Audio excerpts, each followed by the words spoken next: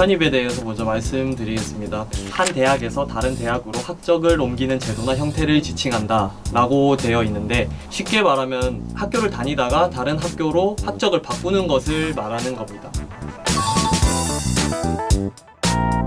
일반 편입이 있고 학사 편입이 있고 하거든요. 일반 편입 같은 경우에는 4년제 대학교에서 2년 또는 학기를 수료를 하고 다른 학교의 3학년으로 가게 되는 거고, 학사 편입 같은 경우에는 4년제 대학교를 졸업을 하고 다른 학교의 3학년으로 들어가게 되는 경우도 있거든요.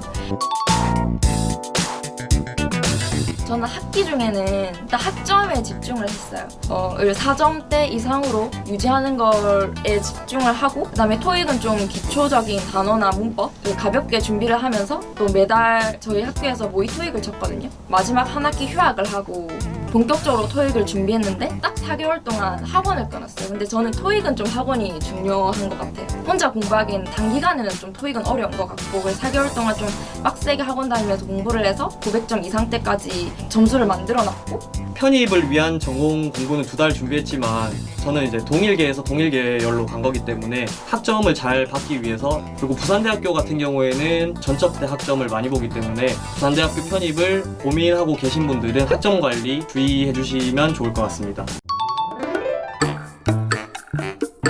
저는 솔직히 자소서 덕을 많이 본 편인데요.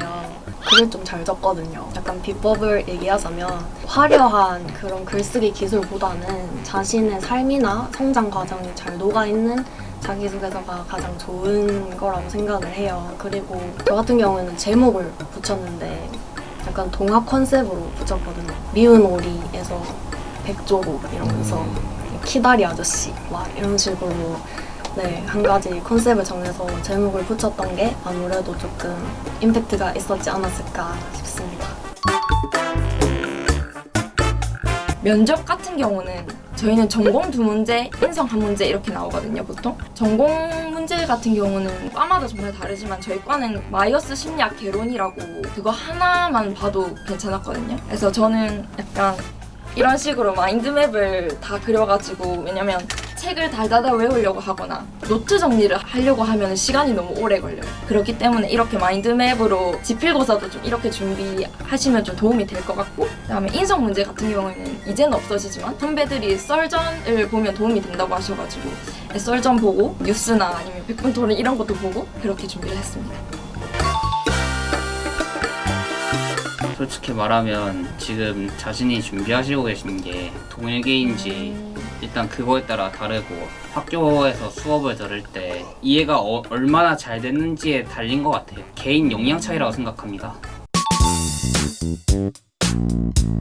올해 편입생들과 내년 편입의 어떤 전형이 조금이 아니라 많이 달라졌는데, 저 때까지는 어떻게 점수를 반영을 했었냐면, 먼저 1차는 서류 전형이었어요. 자소서를 바탕으로 당락을 결정하게 되는데, 서류 점수가 60점, 학점이 40점, 공인 영어 점수가 50점, 이렇게 해서 1차를 통과하게 되면 2차가 전공 면접입니다. 저희 같은 경우에는 3배수를 뽑았는데 전공 면접 점수가 50점, 그래서 총점 200점 만점으로 당락을 결정을 했어요.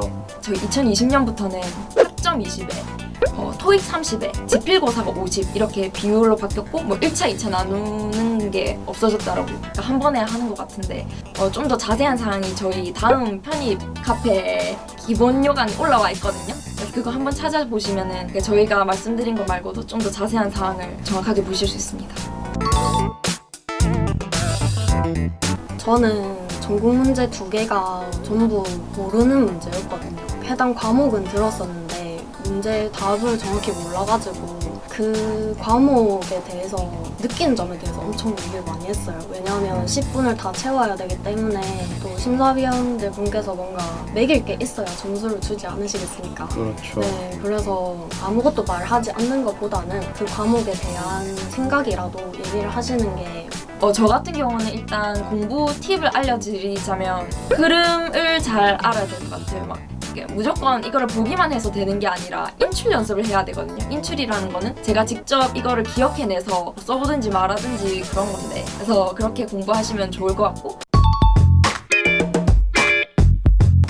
편입생 차별 같은 경우에는 일단 없습니다. 네, 없고요. 저 같은 경우에는 처음에 편입생이라고 주위에 말을 했을 때 친구들이 조금 높게 사줬거든요. 물론 재수한 친구들도 힘들었겠지만 재수보다 편입이 어렵다는 그런 소문이 있어요. 그런 소문 때문인지는 몰라도 편입했다고 하니까 첫 번째로 묻는 게 네 영어 잘하지? 영어 잘하지를 먼저 물었고, 그 다음에 공부 잘하지? 이런 걸 물었어요. 그러다 보니까 좀 인식이 좋게 돼서 차별 같은 건 전혀 없었고요. 조금 힘든 점이 있다면은 적응할 때 이미 만들어진 친구들에 비해서 이제 저는 거기에 끼어야 하는 상황이기 때문에 그 부분이 좀 힘들었던 것 같습니다.